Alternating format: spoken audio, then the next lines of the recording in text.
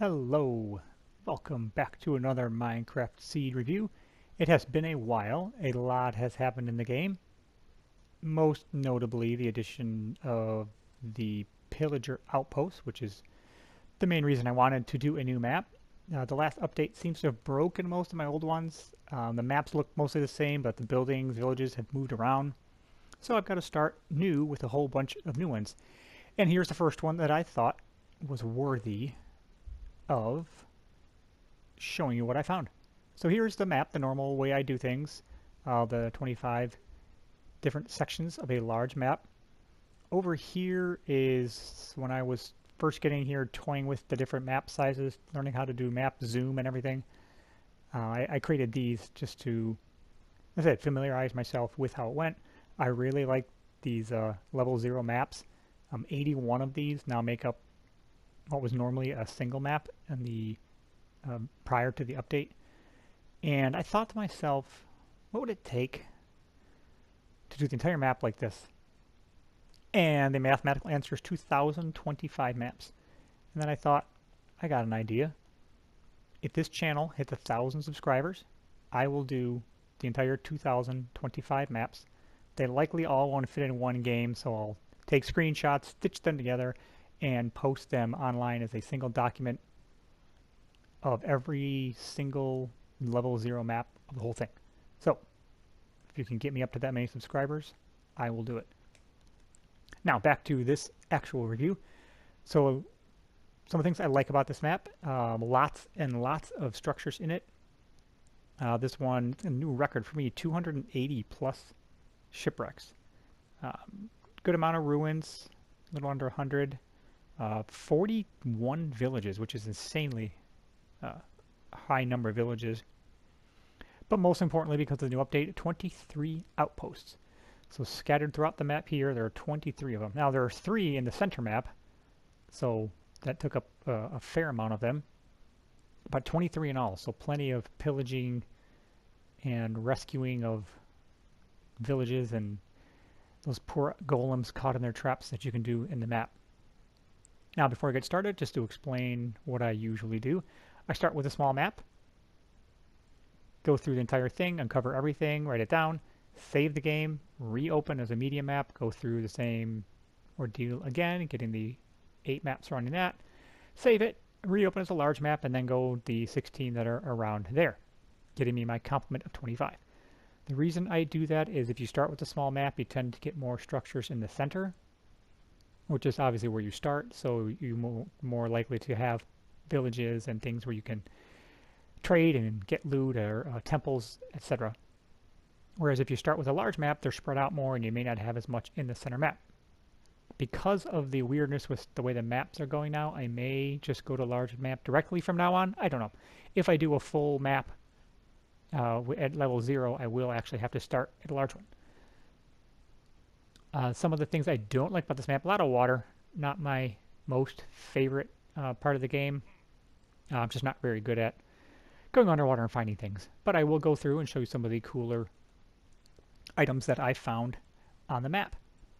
First, I'm going to show one shipwreck, which I thought was really always good to see. You can see it on the map down here. This little guy right here, a complete shipwreck.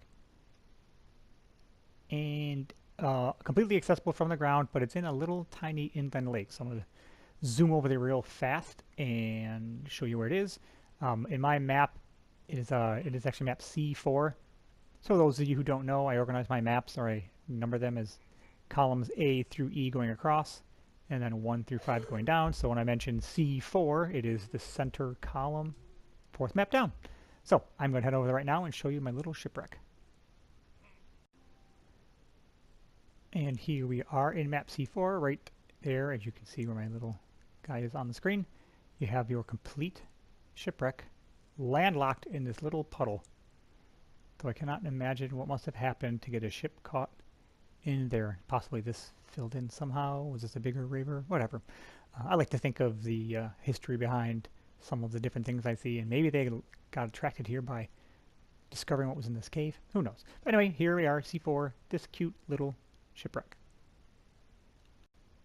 And back at base camp, The next thing I'm going to show you with the new outposts. Obviously there are a lot of those. There was one in particular that I thought was really interesting, or I guess cruel in the way it was located. And it's up here, up towards the top here of C2. If you can actually even see this little brown dot is inside of a village.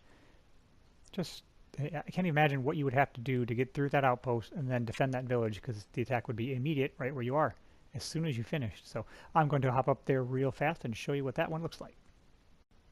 And here we are towards the top middle of map C2, and you can see here is our outpost right in the middle of our village, and the pillagers just walking around come right into the village. And well, fortunately this guy is there to defend the poor townsfolk, although I imagine most of them are probably dead. So I don't know what this would do if you came to this in survival mode, what would actually happen here. But it is so attacking him again. What is really interesting about this, just how crazy this map turned out with having this in here, is see how they have the trapped animals, you know, normally in their cages. Not animals, but golems. But this one, I can't imagine who would live here. Get that back. But you can actually see it from that, so you can lay down in bed and listen to an iron golem bash away at his prison. It also, you know, tore a hole in the ceiling, but whatever. It is just such a one of the cool effects that happen when, you know, randomly placing outposts in villages everywhere. The other outposts, there are some other ones that are close to villages, but this was definitely the only one that happened where something like that happened. So next thing I'm going to show, I'm going to actually stay here in this map, is to go through some more interesting villages with the way that they're laid out, where they're located, or something like that, and I will start with the first one. So this one, there's really nothing particularly spectacular about the village. What just gets me is the size. It's just even from up here, I can hardly get the entire thing in one screen. So, you know, not, you know, your normal average buildings, normal structures, farms, everything else in there, but just how far apart they are and how widespread this village is. And it is in, you know, honestly quite a beautiful location too, were it a real place. And if you wanted to make your base here, you could hang out, create a base here on this island, protect yourself a little bit. But anyway, so here's for village number 1. So the next villages I wanted to show are over here. So the first one is over here in E5. You can see there's a village actually on a little island all by itself, which I liked a lot. I'm going to show you that. And then over here on the left side of the map, there are actually clusters of villages that came in. Such a just where they're located, such a really awesome formation and location for them. So then I'll head over to these two maps to show you what those were, and then we'll finish up the video. So off to E5. So I'm not actually in E5. I had just completely forgotten about this. On my way down there, I passed by this place, and I thought to myself, I wonder if this is what the people of Pompeii's like last view was, as the volcano came pouring through their poor village. Anyway, I thought that was really funny. Alright, off to E5. So here I am now at my actual destination, up, and you can see I'm at the top of map E5, and I just love this. So the little village takes up basically the entire island, the little green space for some animals, and it is really, other than a few islands nearby, this is really in the middle of nowhere. I can't imagine how you would get here playing survival, but if you choose to do so, I wish you the best of luck. Although this does make a pretty nice harbor town, and if you put enough light sources down, you could just hang out here forever and never be attacked by mobs. So next I'm going to show you a couple other areas that have villages in groups, which just worked out really, really excellently. And here we are with the next village, or in this case a group of villages. I am right at the bottom of the map A3 and the top of A4, so all the way on the left. The map's in the middle, all the way on the left side. Like about this, again, an enormous village, also very dangerously close to an outpost. But we've seen that before. What I like here is that it's very close to yet another village. So you have two villages in pretty close proximity. And the winter theme, though, really cool. I wouldn't like this village because the winter is just not fun to play in. all the snow is annoying. But what I really like the most about this particular group, so one that, the villages close together, always nice. And there's a steep path up the mountain, and this poor guy's never getting home. And not only that, then right over the mountain, so you have the village goes all the way up over the mountain.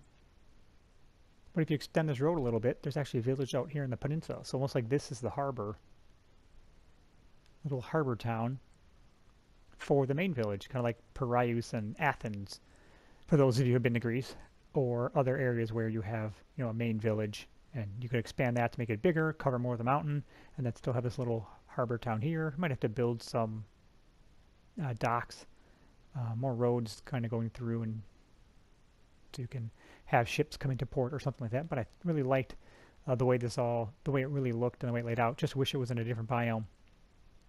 And then lastly, I'm going to head to one more cluster of villages. And I'm interrupting my own video again. I was passing by this village and saw just how perfect this location really is too. Had thinking always in terms of it being a real place. When I'm going through initially mapping these, I don't always appreciate the landscape and some of this other stuff you find around there. But just a beautiful lake there, a mountain with a hole in it. Just a really cute little village. Anyway, on to my real target. And here are the last location I want to show you. Nothing particularly spectacular about the villages themselves. I do like the buildings are actually on the water, which just has a really cool effect. Although that might be a difficult place to work. But anyway, so it's not just this. And the only reason I did this one last, saving the best for last, was it's Biome. The other one with the harbor and the other two villages I do actually prefer, but this would be easier to play in. So you have a village here, and you can even see on the mini-map I'm holding the new size of the villages actually shows up really clearly on the maps. Another village over on this side of this larger island. Again, in and of itself, not too spectacular, but the trader's in town, though. Always a good thing. But then off here is another completely self-contained island. I love that it's a desert, so you could imagine if this were abandoned or something. Almost like it's a fortress. So this is the outward island defending the main villages inland from invaders coming from way off the edge of the map. I guess the other negative about this, it is really off the edge of the map. I mean, this is as far as you can get to this side.